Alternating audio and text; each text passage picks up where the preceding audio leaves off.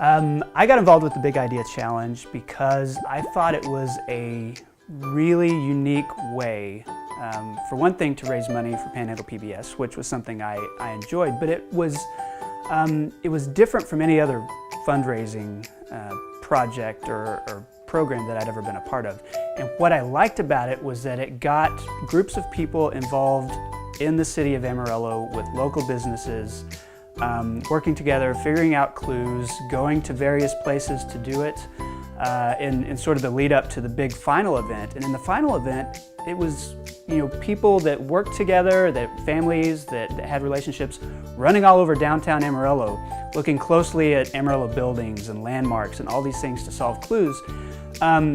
We've heard of so many fundraising things that are like, go ask somebody for money.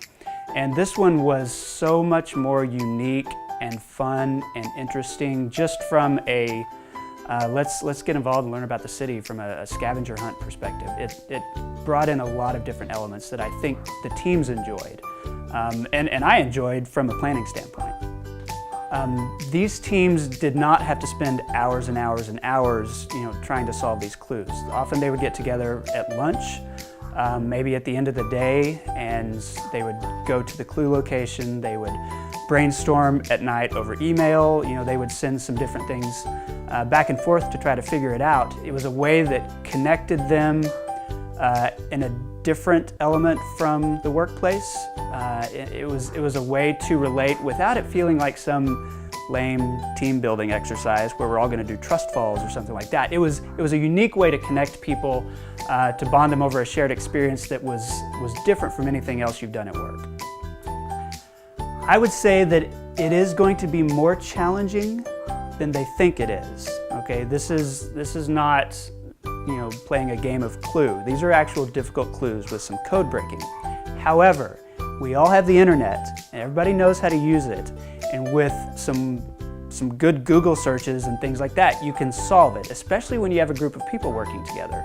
And so I think it's just challenging enough to keep people's attention for a few days as they're working through it.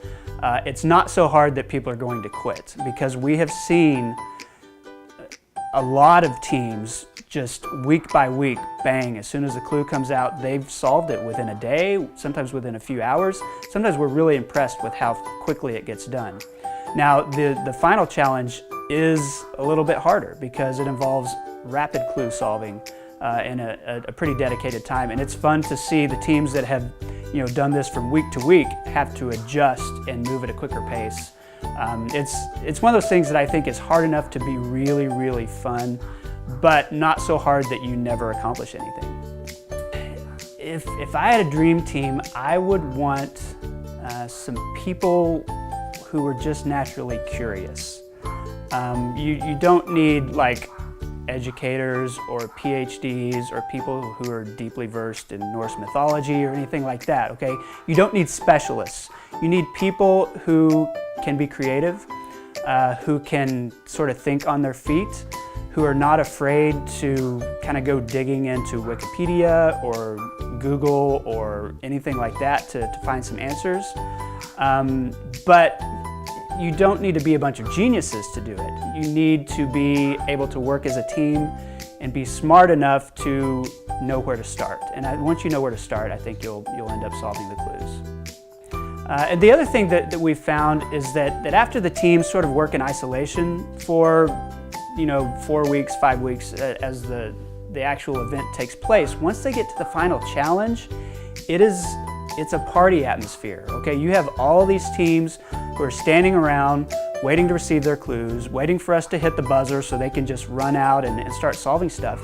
It's fun. There's anticipation. People are running, to get off the top of the parking garage or wherever we start. They're running down the streets. They're getting on their bicycles.